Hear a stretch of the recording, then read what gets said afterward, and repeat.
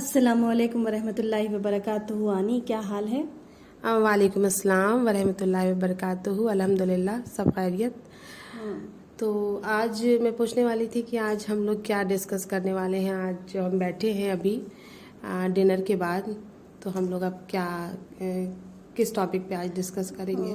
اور یہ رمضان کے بعد، ڈنر کے بعد، تراویح کے بعد یہ بہت اچھا ٹائم ہوتا ہے کہ ہم جو ہے وہ تھوڑا سا تفسیر میں جائیں یا کسی کے سٹوری لے لیں. ٹھیک ہے. آج انشاءاللہ میں جب تلاوت کری تھی سورہ نور کی، تو مجھے اللہ سبحانہ و تعالیٰ نے غفلت والی عورتوں کے بارے میں جو ہے وہ بیان کیا ہے. وہ سن کر کے مجھے بہت اچھا لگا. مطلب غفلت کس نوعیت کی غفلت، کس طرح کی غفلت؟ دیکھو، غفلت کا اگر ہم ٹرم لے کر کے چلتے ہیں غفلت کا، تو ایک غفلت کا مطلب ہوتا ہے کہ ہمیں اس چیز کی پرواہ ہی نہیں ہے. تو یہ ایک نگیٹو ٹرم میں بھی جاتا ہے نا. تو مجھے بھی پہلے یہ لگا کہ عورتوں پہ یہ چیز ہے بیان، تو کیا ہونا چاہیے. لیکن جب میں اس لفظ بلفظ گہرائی میں گئی، اکثر ایسا ہوتا ہے کہ اردو کے ٹرانسلیشن میں وہ بات کھل کر کے نہیں آتی ہے. جو عربی کے الفاظ جو ہم سے کہہ رہے ہیں، جو عربی کے الفاظ ہم سے کہہ رہے ہیں، وہ اردو میں اس طرح سے مطلب صاف واضح نہیں ہوتا. نہیں ہوتا. نہیں ہوتا. اور اللہ نے بڑے سلیکٹ کر کے لفظ چنے ہوئے ہیں قرآن میں. سبحان اللہ، سبحان اللہ. قرآن میں.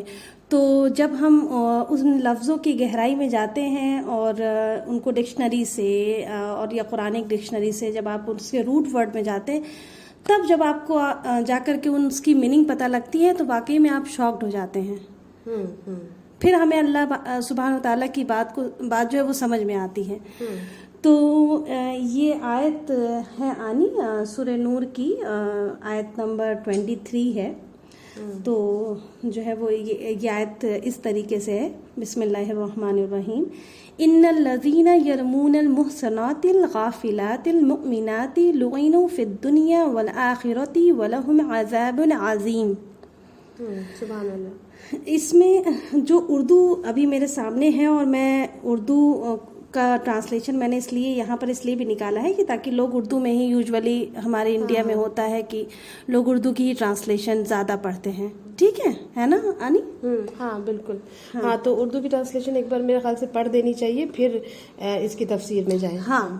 تو جو لوگ پرہیزگار اور برے کاموں سے بے خبر اور ایماندار عورتوں پر بدکاری کی تہمت لگاتے ہیں، ان پر دنیا و آخرت میں لعنت ہے اور ان کو سخت عذاب ہے. اب دیکھو، اب یہ تو اردو کا ٹرانسلیشن ہے.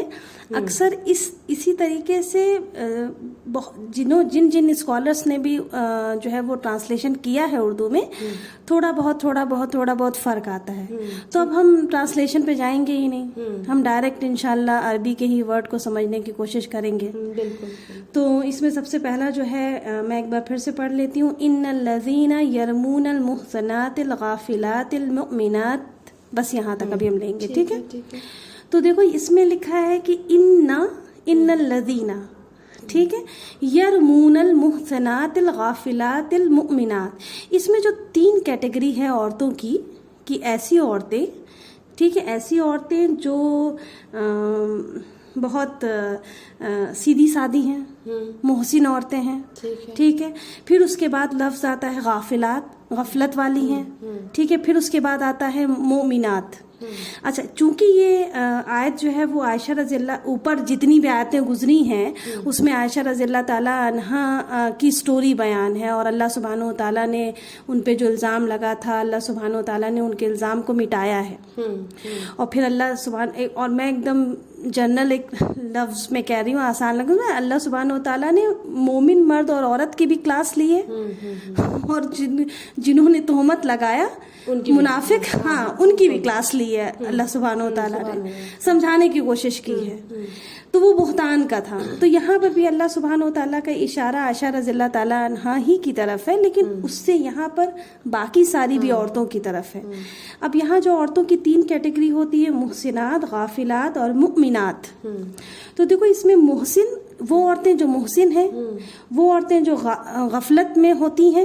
ٹھیک. اس کے بعد دیکھو مؤمنات، اس کے بعد ایمان کی بات آ رہی ہے. पहले ईमान वाली नहीं आई। यानी यहाँ पर यह है कि पहले मुहसिनात की जगह पहले मुमिनात होता, कि वो जो ईमान वाली हैं और मुहसिन हैं और गफलत वाली हैं।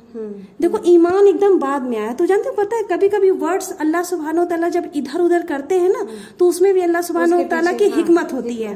ठीक है। तो सबसे पहले अल्लाह ने कहा कि ऐसी औरतें जो मुहसिन हैं, यानी जो बड़ी सीधी सादी हैं, अच्छे अखलाक की हैं, अच्छे अखलाक की हैं, जो है वो अच्छे काम करती हैं, ठीक है, और वो गफलत वाली भी हैं। गफलत, जब मैं डिक्शनरी में गई और मैंने जो है वो कुरानिक डिक्शनरी में मैं गई और गफलत का जब मैंने जो है वो उसको रूट वर्ड देखा, उसकी तफसीर पढ़ा, तो मैं वाकई में मैं बड़ी हैरान रह गई। गफलत, यहाँ जितनी भी गफलत वाली चीजें आती हैं तो हम सोचते हैं ये नेगेटिव उसमें जा रही हैं, लेकिन पता है गफलत का मतलब होता है कि एक होता है कि उस बात पर हमको ध्यान ही नहीं देना है, जानबूझ के। हाँ, नहीं, अच्छा। हमें उस बात से मतलब ही नहीं, जैसे जमाने में क्या हो रहा है हमें उस बात से मतलब ही नहीं है। सेकंड कैटेगरी आई कि हमें पता है लेकिन हम नजरअंदाज कर रहे हैं। थर्ड कैटेगरी इस चीज की है कि हमने उस चीज को छुपा करके रखा है अच्छाई के तौर पे। अब यहाँ देखो, दुनिया में ऐसी मोमिन औरतें भी हैं जिनको दुनिया में क्या हो रहा है, क्या बुराइयां फैल रही हैं, इनकी उनकी हो रही है, गॉसिप्स हो रहे हैं, पॉलिटिक्स में अलग जो है वो तबाही मची हुई है, ठीक है, उनको उन सब चीज़ों से कोई मतलब ही नहीं। वो बेचारी घर का काम करती हैं, अल्लाह नमाज रोज़ा करती हैं, अल्लाह की इबादत करती हैं, अपने आप को दुरुस्त करने की कोशिश करती हैं, ठीक है। तो ये मोहसिन हुई। अब इसमें क्या है कि ऐसी औरतों, गफलत वाला जब टर्म आता है तो उसमें ये आता है कि एक तो उनको दुनिया की कोई फिक्र ही नहीं, मतलब उनको दुनिया से कोई मतलब ही नहीं। अगर चार औरतें आके कहती हैं कि अरे आपको पता है कि ये चीज इनके घर में हुई थी, तो उसको कोई इंटरेस्ट ही नहीं है। हाँ, उसको कोई इंटरेस्ट ही नहीं है। दूसरा, अगर वो जैसे जाहिर सी बात है वो समझदार है, वो जान रही है कि जमाने में क्या चल रहा है, सोसाइटी में क्या हो रहा है, लेकिन वो ये जानती है कि ये चीज मेरे हक में बेहतर नहीं है, ये मेरे अमाल को, वो बुराई है, मेरे अमाल को खा जाएगी, तो वो नेग्लेक्ट करती है, उस चीज को अवॉइड करती है। ऐसी औरतें जो बुराई को अवॉइड करती हैं, ठीक है, बुराइयों से अपने आप को गाफिल रखती हैं। कि कोई अगर फ्रेंड भी आ गई और उसने गॉसिप करना शुरू किया तो उसने कहा कि नहीं भाई मुझे कोई इंटरेस्ट नहीं है, या वो मुंह पे नहीं कह सकती तो कुछ ऐसी चीज कर देती है कि जिससे कि वो टॉपिक ही चेंज हो जाता है। और फिर थर्ड कैटेगरी क्या है कि उसको अक्सर ऐसी बात होती है अपनों ही में, जहां वो रहती है अपने लोगों में, अक्सर नेगेटिव लोग भी उसके आसपास रहते हैं, उनकी बातें उसको तकलीफ भी देते हैं, लेकिन वो छुपा लेती है, छुपा करके वो अनजान बन जाती है। और क्यों ये काम करती है? ताकि जो है माहौल खराब ना हो, चीजें अगर मैं बयान कर दूंगी तो वो चीज वर्स हो जाएगी, पूरी सिचुएशन खराब हो जाएगी, कहीं मैं अल्लाह के सामने जो है वो खड़ी हूं तो मैं गुनहगार ना बन जाऊं। तो इस तरह की बहुत सारी औरतें हैं।